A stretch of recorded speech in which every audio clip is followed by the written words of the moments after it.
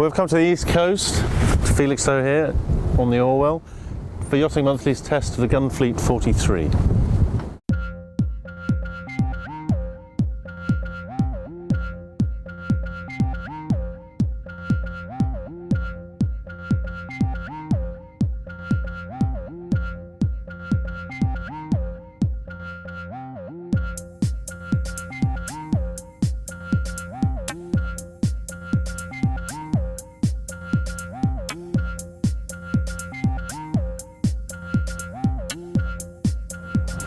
So starting as ever at the bow, we've got a double bow roller here with this kind of stainless steel scaffold fairing around it.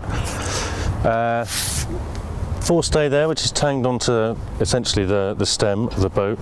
Big fella here. Windlass on the deck. There are your remote switches, and the chain winds down into a very, very large anchor locker there. So moving aft, great non-slip here on the hatches. We've got diamond non-slip moulded into the GRP. Really nice fairing on the stanchion bases here, and good teak tow rails. Side deck gets a bit narrow here when you get to the jib tracks, but there's a good walk through. There should be a handhold here, and this is hole 1. On hole 2, there is. So here's there's a cockpit, more of that later. Moving on to the aft deck, you have these great kind of sun lounger type places for that Mediterranean weather. In here,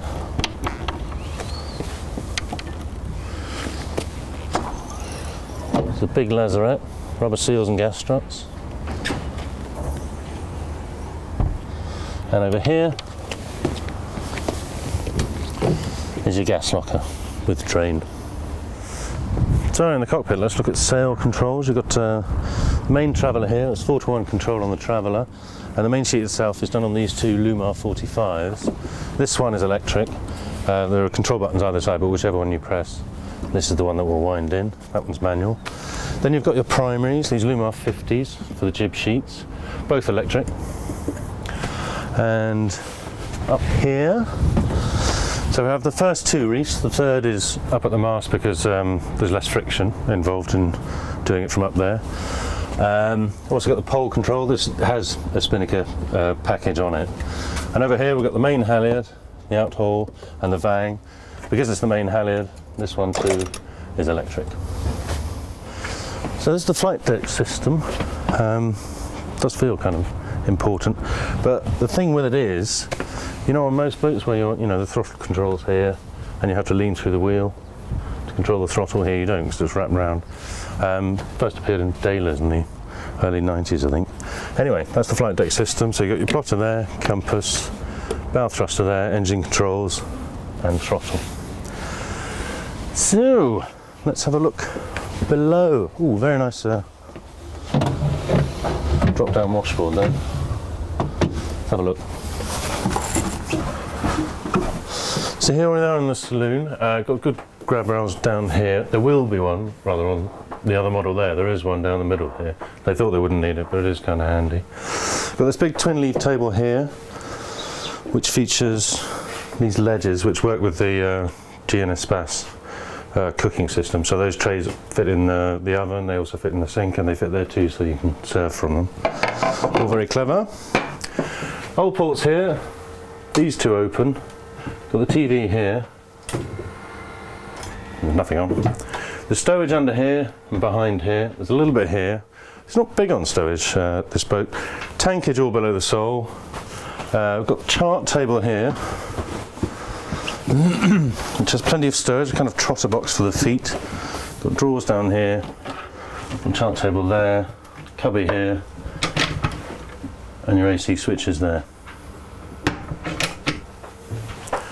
So there's a lovely bar area here, lots of storage for glasses and bottles and so on. Into the forward cabin, which is fabulously light. This strange triangular light, which requires this very strange ocean air blind, that's now gone, that's filled in. But you've still got tons of light from this opening hatch here, a light there, and 2 opening hold ports. Over here, there's a very large, it's almost a wardrobe type hanging locker There's more stowage under the berth. There are lee cloths fitted there as well. Got these shelves outboard. There's a locker at the end of the berth. So the forward ensuite, we've got the loo back here. Got a lovely sort of architectural square bowl there. Seacock access beneath, some stowage outboard here, and there's a shower curtain so that you can hose yourself down in the morning.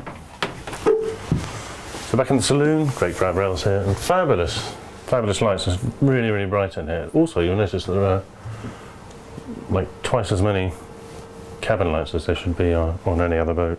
Like says lights, there are also these gorgeous little courtesy lights, night lights everywhere. So, moving out of the saloon into the galley, got these wonderful Corian surfaces which are all closed in, so you can clean, and if there's any water, it's not going to slosh behind the stove. Got these lockers here with great little fiddles on them, so it's all going to stay in place. Tons of drawer stowage, which is all beautifully finished. Gunfleet cutlery. Lots of locker space. This is that's where your generator would go. That's generator access, and also the fuel filter and raw water filter. And in here is engine access. Got the microwave here, more stowage here, fridge.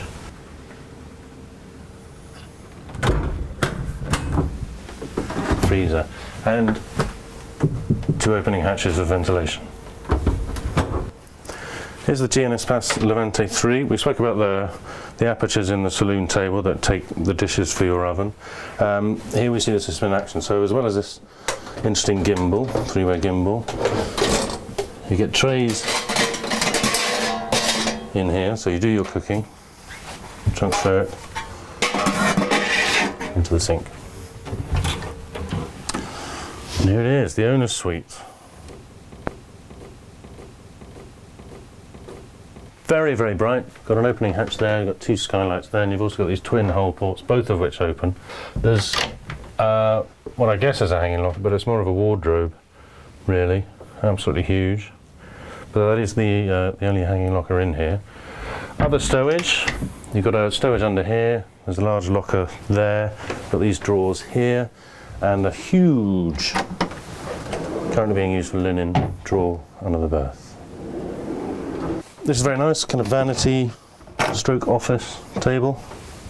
Lovely views, stowage under there. This is quite interesting. This is a C-zone CAN bus system which runs everything on the boat. So I could turn off all the lights if we're sailing along at night and we need to switch to night mode, then I can do it from here. If I've gone to bed and forgotten to turn a light off, I can turn it off from here. Very clever. Then going through to the ensuite. So there's the aft ensuite, again, very bright. 4 cabin lights here. 2 opening hatches, so really good ventilation. Got some stowage outboard behind this mirrored locker here. Again, well fiddled.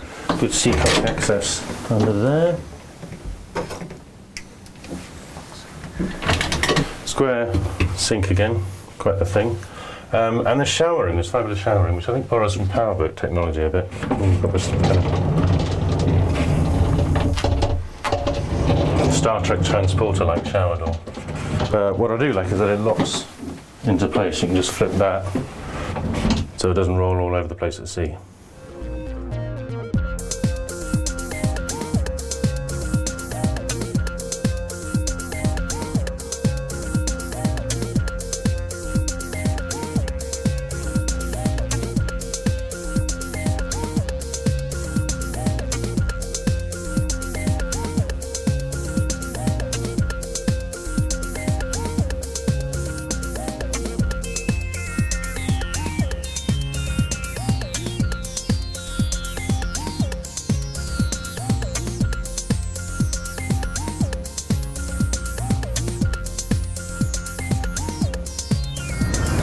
So we've been out, we had about 8 to 9 knots, 8 to 10 knots true, and we went right out Orwell estuary there, because it's quite fluky in here, quite gusty.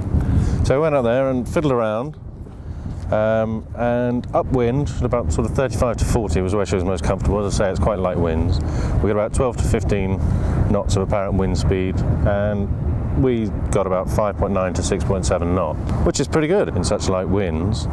Coming down onto a fetch, about 9 to 12 knots at 60 to 65 apparent, 5.7 to 6.3 knots, so again around 6. Coming down onto 90, we had about 7 to 9 knots, pretty much true wind, and that was 5.4 to 6.2 knots, so she's quite slippery upwind. Then we stuck the Jenica up, and at about 120 to 130 we were getting about 6 to 6.7 knots in 6 to 8 knots of apparent wind. Brought it up to about 100, and in about 9 to 10 knots of apparent wind speed we got about 7.1 to 7.5, and we topped off at 8.1 knots, just heating it up a bit more to about 75 degrees apparent. But that was still only 7 to 9 knots of apparent wind. She's pretty well loaded. She's a reasonably heavy boat, and you can feel that on the helm. She's feels very solid, like you're an emperor or something, heaving an empire around. It's a very commanding feel at the wheel. She goes well. I mean, the electric winches are fabulous because you can just lean out on the coamings there and trim in or ease out. It's very easy to sail short-handed. It's perfectly set up for that. You do note that you're fairly high up in the boat. The sole of the cockpit is probably at about side deck level, so you have fabulous views forward. Slightly tricky to see under the jib if there's anyone down there, but the views forward are absolutely excellent. Yeah, she set up very well for short-handed sailing, and she goes well, even in light airs, which I have to say I wasn't expecting.